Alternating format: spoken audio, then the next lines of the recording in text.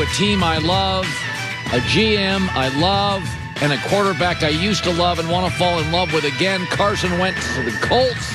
I'm going to be unbearable today.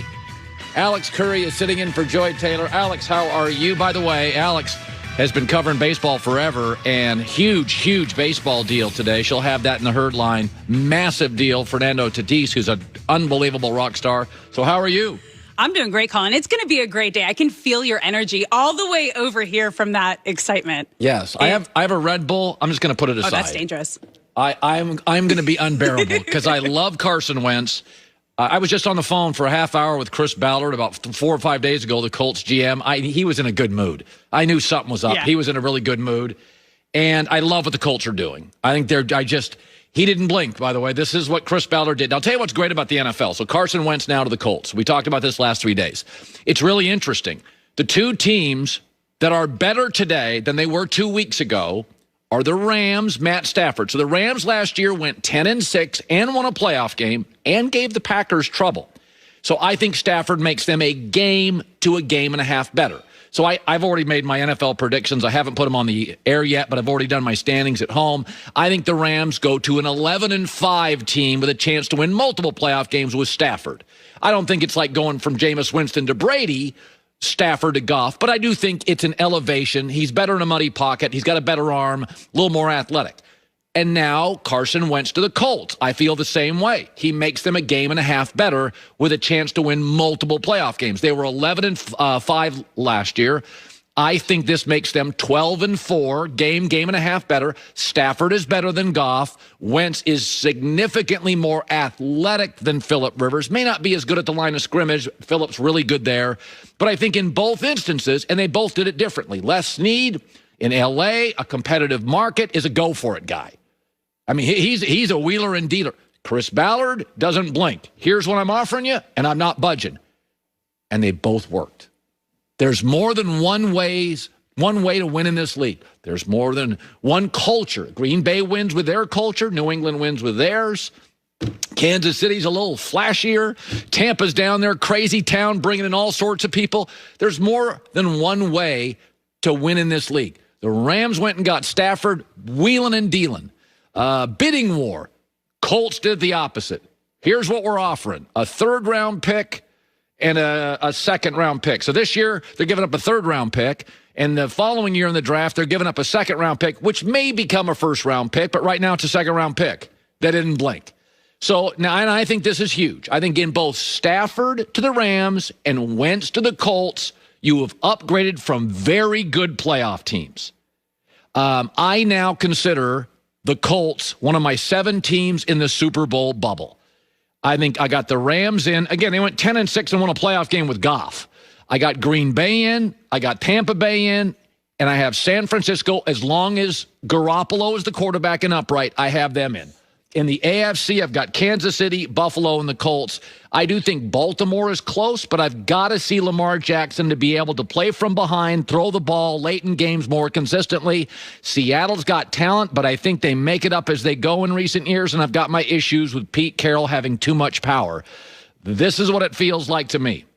You got 4 NFC teams that should be in my Super Bowl bubble: Green Bay, the Rams, San Francisco if Garoppolo plays, and Tampa, and I think it's the Chiefs, the Colts, and the Bills in the AFC. And yesterday I talked about this. I said there's warning signs. There's 5 warning signs in the NFL that your franchise is about to join the clown show, the clown club. I'm not going to reiterate those, but there's also 5 signs that you're going to become a legitimate Super Bowl contender every year. And the Colts now have those, and let's discuss them. Number 1, the quarterback and the coach have a strong relationship. Breeze and Sean Payton, Andy Reid and Mahomes. Say what you want, Belichick and Brady. Fouts, and you go back to Aikman and Jimmy Johnson. Generally speaking, you are in you don't have to win a Super Bowl, but you're in the ball. Arians and Brady. Turbulent early, got along great.